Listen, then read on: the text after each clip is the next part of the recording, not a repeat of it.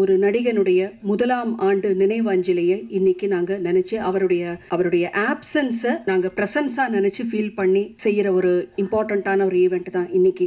இந்த நாளை விட ஒரு ஆப்டான ஒரு சரியான ஒரு நாள் இந்த திரைப்படத்தினுடைய ட்ரெய்லர் லான்ச்சுக்கு இதை விட ஒரு கரெக்டான ஒரு நல்ல நாள் எங்களுக்கு பெருசா தோணலை. அதனால இன்னைக்கு இந்த ஈவெண்ட்டை நாங்கள் ஆர்கனைஸ் பண்ணியிருக்கோம்.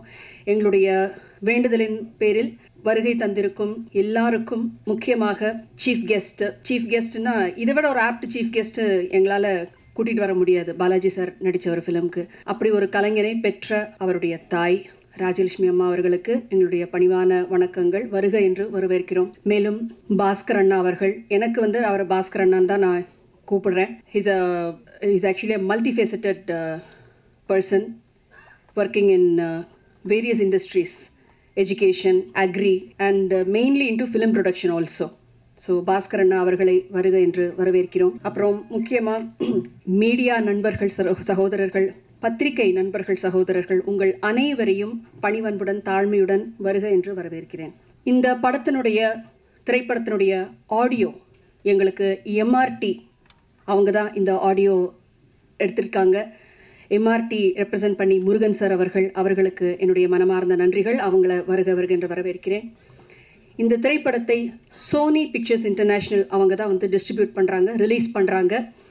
ஸோ சோனி பிக்சர்ஸ் இன்டர்நேஷ்னல் சார்பாக இங்கே வருகை தந்திருக்கும் சகோதரர் சிவா அவர்களையும் அன்புடன் வரவேற்கிறோம்.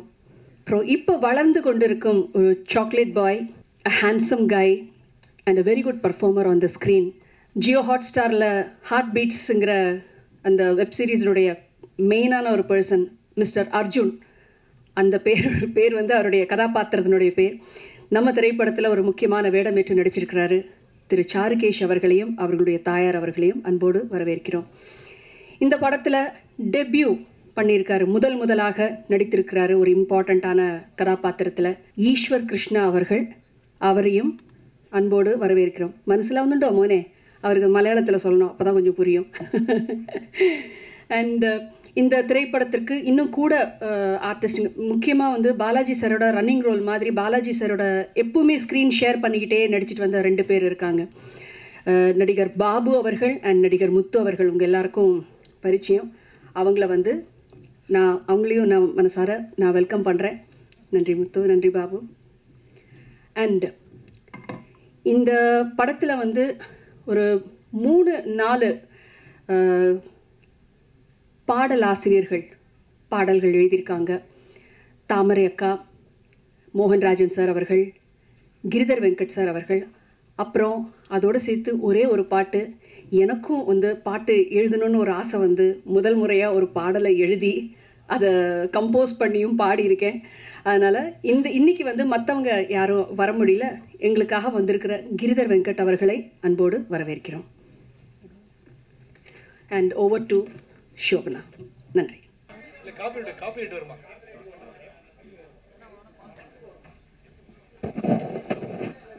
ப்ரெஸ்லேருந்து யாராவது ஒரு 3 to 4 மெம்பர்ஸ் அந்த ஆனர்ஸ் பண்ணிங்களாலும் நல்லாயிருக்கும் please, from the press side.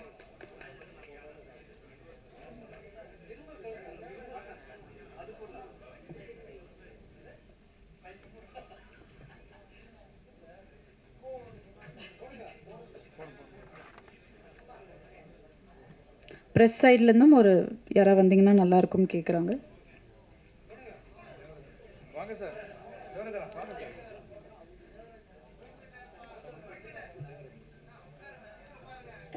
Devaraj sir please வாங்க சார்.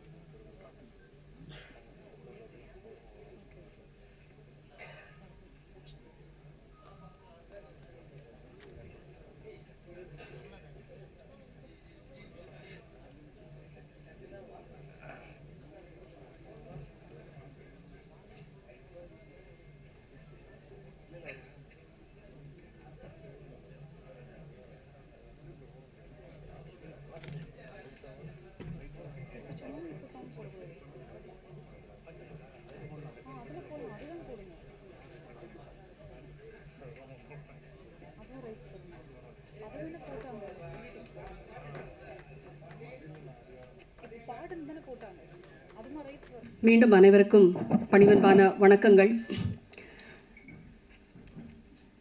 நான் முதல்ல டேனியல் பாலாஜி சாரை வந்து இயக்குனர் பிரசாத் பிரபாகர் சார் அவர்கள் வந்து டேனியல் பாலாஜி சாரை வீட்டுக்கு போய் அவங்கள வந்து பார்த்து இந்த ஃபிலிமுக்கு வந்து கன்ஃபார்ம் பண்ணி இது பண்ணப்போ அப்போ தான் வந்து என்னை பற்றி இன்ட்ரடியூஸ் பண்ணாங்க. ஸோ நான் வந்து அவருக்கு as a part of the movie making அவருக்கு நன்றி சொல்கிறதுக்காக, சார் எங்கள் படத்தில் நடிக்கிறதுக்கு நீங்கள் சம்மதிச்சதுக்கு உங்களுக்கு எங்களுடைய மனமார்ந்த நன்றி அப்படின்னு அந்த நன்றி சொல்கிறதுக்காக வீடியோ காலில் வந்துட்டு அவரை சந்திக்கக்கூடிய ஒரு தருணம் தான் எனக்கு கிடைச்சிது. இப்போ வீடியோ காலில் உங்களை நீங்கள் பாடுறீங்க, உங்களை பார்த்துருக்கேன் நான், எனக்கு உங்கள் பாட்டெலாம் நான் நிறைய கேட்டிருக்கேன், ரொம்ப சந்தோஷம் சார். சரி எவ்வளோ பாடுறீங்க, நான் கேட்குற பாட்டு உங்களால் பாட முடியுமா அப்படின்னாரு. சார் கண்டிப்பாக சொல்லுங்கள் சார், தெரிஞ்சால் கண்டிப்பாக இப்போவே பாடுறேன் சார் அப்படின்னு.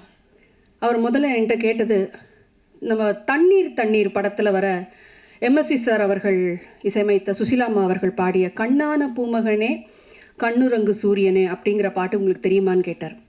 ஆக்சுவலாக அந்த பாட்டு வந்து நான் நிறைய கேட்டு வளர்ந்துருக்கேன், ஆனால் பாட்டு வந்து எனக்கு பாடம் இல்லை, பாடுறதுக்கு எனக்கு பாடம் இல்லை. நான் சொன்னேன், சார் மன்னிக்கணும், நீங்கள் ரொம்ப ஒரு அழகான பாட்டு கேட்டிருக்கீங்க, ஆனால் வந்து இந்த பாட்டை நான் கற்றுக்கிட்டு ப்ராக்டிஸ் பண்ணிவிட்டு உங்களுக்கு கண்டிப்பாக நான் வந்து நேர்லேயே வந்து உங்களுக்கு நான் பாடி காமிக்கிறேன் அப்படின்னு சொன்னேன். அப்படியா, சரி வேற ஒரு பாட்டு சொல்கிறேன், அது பாட முடியுமா அப்படின்னாரு. என்ன பாட்டு சார் சொல்லுங்கள். சிங்கார வேலனே தேவா பாட தெரியுமான்னு கேட்டார். அது நல்லா தெரியும் சார் சொல்லிவிட்டு உடனே வீடியோ காலில் வந்துட்டு நான் சிங்கார வேலனே தேவா பாடினேன். பாடி முடிச்சு அவருக்கு ரொம்ப சந்தோஷமாக இருந்தது. அதாவது நான் அவருடைய பேக்ரவுண்டில் என்ன, அவர் எப்பேற்பட்ட ஒரு நடிகர், திறமைசாலி, அதில் எந்த ஒரு மாற்று கருத்துமே கிடையாது, பயங்கரமான திறமைசாலி. சினிமா நுணுக்கங்களை பற்றியும் நடிப்பு திறன்களை பற்றியும் ஸ்க்ரீன் ஸ்பேஸை எப்படி வந்துட்டு, ஏன்னா பாலாஜி சார் வந்து ஒரு ஸ்க்ரீனில் வராருனாவே கம்ப்ளீட்டாக கேப்சர் பண்ணிவிடுவார். அது அது அது நெகட்டிவிட்டி ரோலாக இருக்கட்டும், எதுவாக இருக்கட்டும், மோஸ்ட்லி அவர் நடித்ததெல்லாம் வில்லன் கேரக்டர்ஸ் தான். அதை வந்தாலே நான் அந்த கண்ணுக்கு அவ்வளோ பவர் இருக்குது, அதுதான் முக்கியமாக சொல்லுவாங்க. ஒரு நடிகருக்கு வந்து கண்ணு பேசணும் அப்படின்னு சொல்லுவாங்க, நான் பெரியவங்க சொல்லி கேள்விப்பட்டிருக்கேன். அந்த மாதிரி அந்த பாட்டு அவர் பின்னாடி இருக்கிற அவர் உட்காந்துட்டு இருந்த ரூமில் ரொம்ப சிம்பிளாக இருந்தது. நான் வந்து பிரசாத் சார்ட்ட கேட்டேன், என்னங்க இவர் இவ்வளோ பெரிய நடிகர், என்ன ரொம்ப சாதாரணமாக ஒரு கைத்துக்கட்டில் சிம்பிளாக அவர் பாட்டுக்கு சிம்பிளாக இருக்கார், நம்ம அவர் இருக்கிற இடமும் அப்படி தான் இருக்குது, அவர் வாழ்ந்துட்டு இருக்கிற வாழ்க்கையும் அப்படி தான் இருக்குது. ஏன்னா யதார்த்தமான ஒரு வாழ்க்கை. ஏன்னா ஸ்க்ரீனில் எல்லாரும் பெரிய ஸ்டால்வாட்ஸாக இருக்கலாம், திறமைசாலிகளாக இருக்கலாம், ஆனால் நிஜ வாழ்க்கையில் எல்லாருமே வந்துட்டு அவங்கவுங்க அம்மா அப்பாவுக்கு பிள்ளை, கணவருக்கு மனைவி, மனைவிக்கு கணவன், பிள்ளைங்களுக்கு தாய் தகப்பன், இவ்வளோதான் ஒரு குடும்பம், ஒரு ஹியூமன் பீயினோட லைஃபே ரிவால்வ் ஆகிறது இவ்வளோக்குள்ளே தான். எனக்கு ரொம்ப ஆச்சரியமாக இருந்தது அவருடைய சிம்பிளிசிட்டி.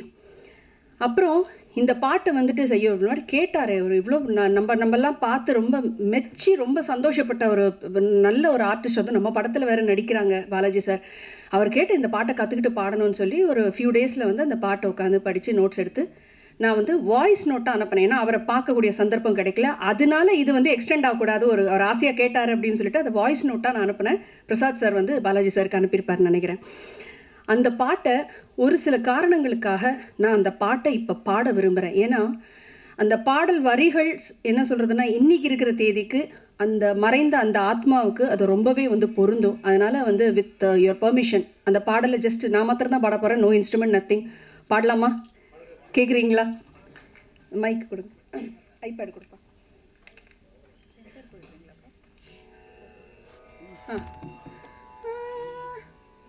சென்டராடா? இல்லைடா, பிரச்சனை இல்லைடா.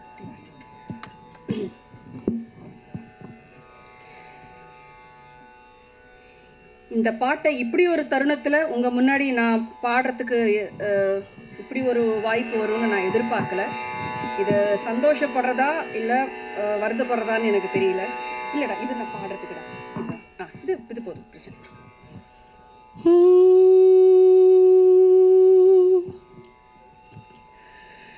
கண்ணான பூமகனே கண்ணுரங்கு சூரியனே,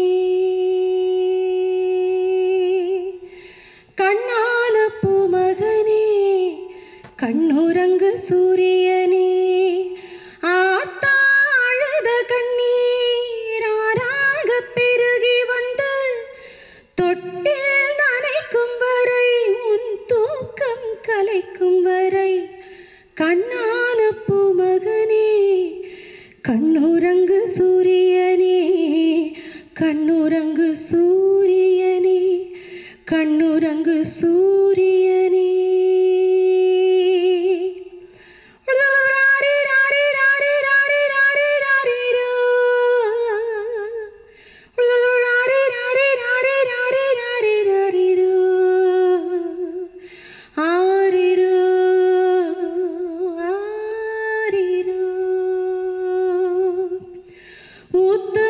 தண்ணீரே ஏ உள்ளங்கை சக்கரையே ஊத்துமல தண்ணீரே ஏ உள்ளங்கை சக்கரையே நீ நான் பெத்த தங்கரதம் இடுப்பில் உள்ள நந்தவனம் நீ நான் பெத்த தங்கரதம் இடுப்பில் உள்ள நந்தவனம் காயப்பட்ட மாமனின்று கண்ணுறக்கம் கொள்ளவில்லை சோகப்பட்ட மக்களுக்கு சோறு தண்ணி செல்லவில்லை ஏகப்பட்ட மேகம் உண்டு மழை பொடிய உள்ளமில்ல கண்ணான பூமகனே கண்ணுறங்கு சூரியனே கண்ணுறங்கு சூரியனே கண்ணுறங்கு சூரியனே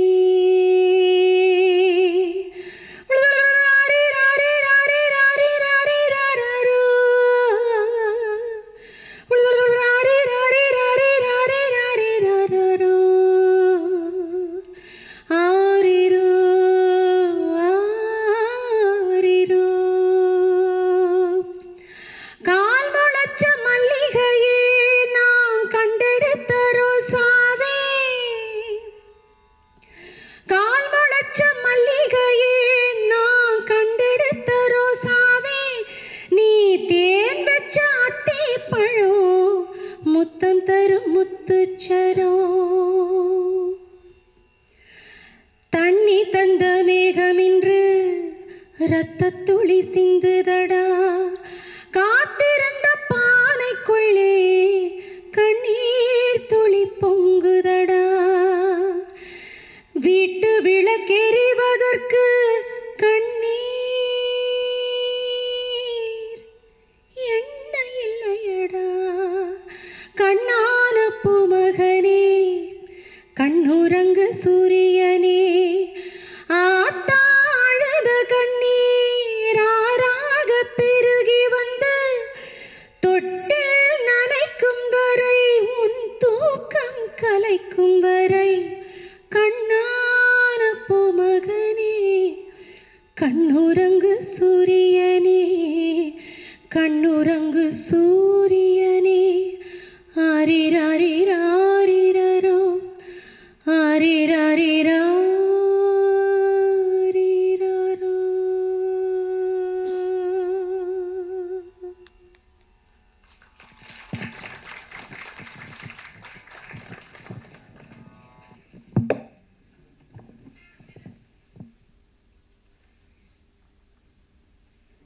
வாழ்க்கையில் வந்து ஒரு சிங்கருக்கு வந்து பாடகர்களுக்கு வந்து இன்னும் நான் வந்து இந்த தமிழ் மண்ணில் பிறந்த ஒரு பொண்ணு எனக்கு எம்எஸ்வி சாருடைய பாடல்களோ இளையராஜா சார் அவர்களுடைய பாடல்களோ ஜி ராமநாதன் அவர்கள்லேருந்து இன்றைக்கி ஏஆர் ரகுமான் சார் அனிருத் சார் எல்லாருமே வந்து இதெல்லாம் வந்து it is a part of culture நம்ம இந்த மண்ணுடைய மனம்னு சொல்லுவாங்கல்ல அது மாதிரி வளர்ந்த ஒரு பொண்ணு தான் நான் எனக்கு பல பாடல்கள் எனக்கு மெமரிஸ் சில பாடல்கள் முக்கியமாக வந்து எஸ்பிபி சார் மறைவுக்கு அப்புறம் எனக்கு வந்து பல பாடல்கள் கேட்குறதுக்கே ஒரு மாதிரி பயமாக இருந்தது எந்த பாடல்லாம் வந்து தூங்கும் போதும் நடக்கும் போதும் உட்காரும் போதும் வண்டி ஓட்டும் போதும் பிள்ளைகளோட விளையாடும் போதும் குடும்பத்தில் இருக்கும் போதும் கேட்டு கேட்டு நான் வளர்ந்த பாடல்கள் ஒரு சில பேருடைய மறைவுக்கு அப்புறம் வந்து அந்த பாடல்களை கேட்க முடியாமல் போயிடும் ஏன்னா சிங்கர்ஸ் பொறுத்த வரைக்கும் இதெல்லாம் நாஸ்டாலஜிக் மூமெண்ட்ஸ் அதில் அழகான மெமரிஸ் இருக்குது ரொம்ப துக்கமான மெமரிஸ் இருக்குது இந்த ஒரு மெமரியை இந்த பாடலை நான் எப்படி அழகான ஒரு பாடல்ன்ற சேர்க்குறதா இல்லை துக்கமான மெமரியில் சேர்க்குறதான்னு எனக்கு தெரியல எனிவேஸ் எனக்கு வந்து இவருடைய மறைவு any artist for that any ஒரு நல்ல ஒரு கலைஞன் மக்களுடைய மனதில் இடம்பெற்ற கலைஞர்கள் அவங்க வில்லனாக நடிக்கிறாங்க ஹீரோங்க நடிக்கிறாங்கங்கிறது முக்கியம் இல்லை நடிப்பு துறையில் எப்படி அவங்களுடைய நடிப்பை நடிச்சிருக்காங்க அவங்களுடைய தொழிலை எப்படி நல்லா பண்ணியிருக்காங்க அது பாடகராக இருக்கட்டும் நடிகராக இருக்கட்டும் இயக்குனராக இருக்கட்டும் பாடல் ஆசிரியராக இருக்கட்டும் யாராக இருக்கட்டும் அந்த மாதிரி மக்கள் மனசில் இடம் பெற்று இருக்கக்கூடிய ஒரு நடிகர் தான் டேனியல் பாலாஜி சார். எனக்கு ஆக்சுவலாக அவர்கிட்ட வந்துட்டு அந்த வீடியோ காலில் நான் பேசினப்போ கூட அவர் ரொம்ப ஜாஸ்தி சிரிக்கல. அவர் ரொம்ப கம்மி தான் எனக்கு சிரிச்சது. இன்ஃபேக்ட் அவருடைய ஃபோட்டோ வந்துட்டு கேட்டது கூட அவர் சிரித்து இவ்வளோ அருமையாக முழுசாக நல்லா சிரித்த ஒரு ஃபோட்டோ அந்த ஃபோட்டோ தான் எங்களுக்கு வேணும்னு சொல்லி அவங்க குடும்பத்தினர்கிட்டேருந்து கேட்டு நாங்கள் வாங்கினோம். ரொம்ப ஒரு காமான ஒரு பர்சன். ஷோபனா ஆல்ரெடி சொன்ன மாதிரி, ஆனால் பார்த்தா டெரராக இருக்கும். ஷூட்டிங் ஸ்பாட்டில் கூட வந்து எனக்கு அவர்கிட்ட பேசலாமா வேண்டாமா, சார் காஃபி சாப்பிட்றீங்களா, சார் டீ எதாவது சாப்பிட்றீங்களா, சாப்பாடு எப்படி இருந்தது, எதாவது குறைகள் இருக்கா, எதாவது தேவையா எல்லாம் கேட்குறதுனா கூட எனக்கு ஒரு பயம். ஆனாலும் பேசுவேன், தைரியமாக போய் பேசுவேன். வேண்டாம் மேடம், தேங்க்யூ, இப்படி தான் சொல்லுவார். இந்த ஷெல்லுக்கு உள்ளே வந்துட்டு வேற ஒரு பாலாஜி சார் ஒருத்தர் இருக்கார். இங்கே ஷெல்லுக்கு வெளியில் இருக்கிறது டேனியல் பாலாஜி அவர்கள், அந்த ஷெல்லுக்கு உள்ளே இருக்கிறது பாலாஜி சார் அவர்கள்.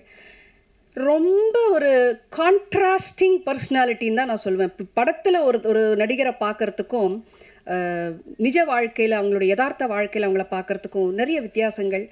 அவர் இவ்வளோ தூரம் ஆன்மீகத்தில் சிறந்து இருப்பாருன்னு சொல்லிட்டு ஒரு தேடுதல் இருக்கும் அவருக்குன்னு நாங்கள் எதிர்பார்க்கவே இல்லை.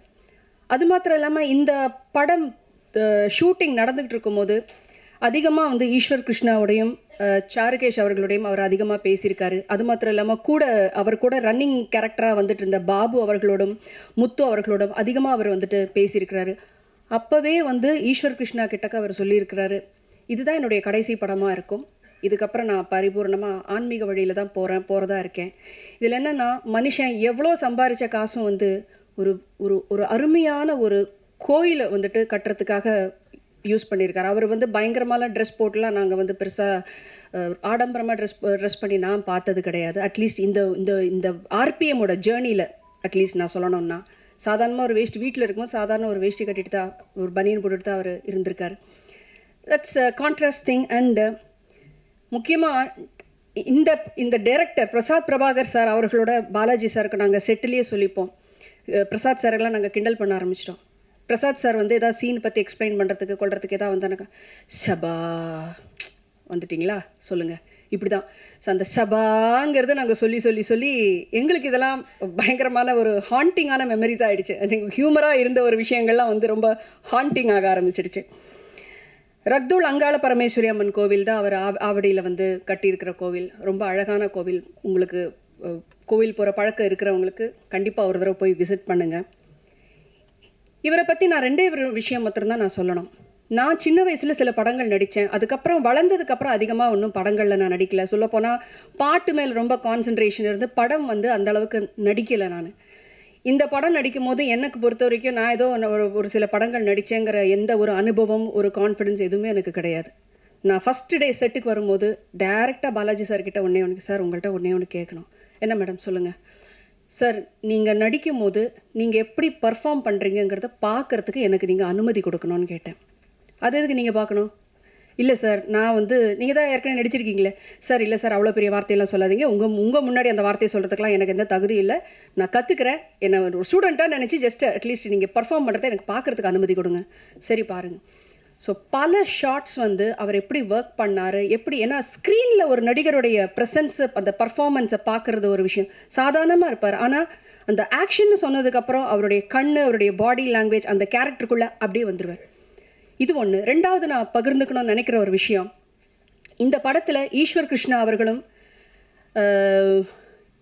இங்கே இருக்கிற தயா பிரசாத் பிரபாகர் அந்த அவங்களுக்கும், இவங்க ரெண்டு பேருக்கும் வந்து இது டெபியூ ஃபிலிம். முதலாக இவங்க வந்து ஃபுல் ஃப்ளெஷ்டாக ஒரு ஃபிலிமில் அவங்க நடிக்கிறாங்க. இவங்ககிட்ட எப்படி அப்ரோச் பண்ண போகிறாரு அப்படின்னு சொல்லிட்டு எனக்கு பார்க்கணுன்னு ஒரு ஆர்வம். தயா பிரசாத் அவர்களோட வந்து காம்பினேஷன் சீன்ஸ் நிறையா பாலாஜி சாருக்கு இருந்தது. அண்ட் ஈஸ்வரும் இதே மாதிரி தான் வந்து நடிக்கும் போது, ஃபஸ்ட் டே வந்து ஈஸ்வர் நடிக்கும் போதே வந்து டென்ஷன், பயங்கர ஒரு படபடப்பு. ஈஸ்வர் என்னென்னலாம் ப்ரிப்பேர் பண்ணிட்டு வந்தாரோ, கற்றுட்டு வந்தாரோ, டோட்டலாக அங்கே மறந்தாச்சு. அப்போ இவர் ஒரே வார்த்தை சொன்னார், தம்பி நடிக்கும் போது பயப்படக்கூடாது. இன்னொன்று, நீங்கள் நடிக்கும் போது நான் டேனியல் பாலாஜி கிடையாது, நான் ஒரு சாதாரண இந்த கேரக்டருக்கு உள்ள ஒரு மனுஷன். அந்த கேரக்டரை மாத்திரம் நீ பார்த்தா போதும், உன்னுடைய வேலையை நீ கான்ஃபிடென்ட்டாக தைரியமாக நீ பண்ணு அப்படின்னு ஒரு டெபியூ நியூ கம்மருக்கு அவர் கொடுத்த உற்சாகம், அது எனக்கும் ஒரு படிப்பினையாக இருந்தது. தயா பிரசாத்துக்கு வந்துட்டு அவங்க நடிக்கும் போது பல ஷார்ட்ஸில் வந்து இது இப்படி தான் இருக்கணும், ஃப்ரேம் இப்படி தான் பார்க்கணும், கண் இப்படி இருக்கணும் அப்படின்னு சொல்லி நிறைய வந்து அவர் வந்துட்டு சொல்லி கொடுத்தாரு. இதெல்லாம் வந்து இதெல்லாம் பல பல பெரிய நடிகர்கள் வந்துட்டு ரொம்ப கற்று தேர்ந்தவர்கள் நிறைய பேர் பண்ணுறாங்க. ஆனால் இது சில பேர் வந்துட்டு நான் இதுக்கு இது தலைனா அவங்க எப்படின்னா அவங்க ஃபிலிம் அவங்க நடிக்கிறாங்க எப்படின்னா போட்டோன்னு சில பேர் இருக்காங்க. ஆனால் அந்த ஒரு பர்ஃபார்மன்ஸ் கொடுத்து இப்போ ஈஸ்வர் கிருஷ்ணாக்கும் சரி தயாக்கும் சரி அவங்க இந்த படத்தில் நல்லா பர்ஃபார்ம் பண்ணியிருக்காங்கன்னு ஒரு பேர் வரும்னா அதில் 50% வந்து டேனியல் பாலாஜி சாருக்கு போகும் தான் சொல்லுவேன். 50% டைரக்டர் சார் அவருக்கு போகும். ஸோ இந்த விஷயங்கள் ஷேர், அதுவும் இல்லாமல் இந்த படம் வந்துட்டு it's a suspense thriller. Daniel Balaji சாருக்கு வந்து உங்களுக்கு எவ்வளோ தூரம் தெரியும் தெரியல, லேஸில் ஒரு ஸ்கிரிப்டை அவர் ஒத்துக்க மாட்டார். லேஸில் ஒரு ஸ்கிரிப்டை கன்வின்ஸே பண்ண முடியாது. அதுவும் இல்லாமல் இந்த க்ரைம் சஸ்பென்ஸ் த்ரில்லர் மாதிரி இருக்கிற மூவிஸை 1008 லாஜிக் இருக்கணும். ஒவ்வொரு சீனுக்கும் அந்த கதை மூவ் ஆகிற விதங்கள் எல்லாத்துக்குமே அந்த லாஜிக் இருக்கணும். அதில் பிரசாத் பிரபாகர் சார் வந்து ரொம்ப அழகாக கதையை விவரித்து அவருடைய கதாபாத்திரத்தினுடைய தன்மை என்ன ஏதுன்னு ஃபிலிமை பற்றி ரொம்ப கரெக்டான கன்ஸ்ட்ரக்ஷன், அந்த ஒரு ஃப்ரேம் ஒர்க்கு கரெக்டாக கொடுத்து அதுக்கப்புறம்தான் பல மீட்டிங்குகளுக்கு அப்புறம்தான் வந்து பாலாஜி சார் வந்து இந்த படத்தை வந்துட்டு நடிக்கிறதுக்கு ஒத்துக்கிட்டாரு.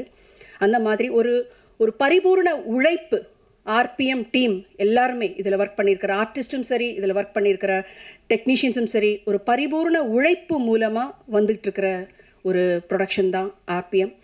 இந்த திரைப்படத்துக்கு உங்கள் எல்லாருடைய பேராதரவும் ஆசீர்வாதமும் நல்ல குட் விஷஸும் எங்களுக்கு என்றைக்குமே இருக்கணும்.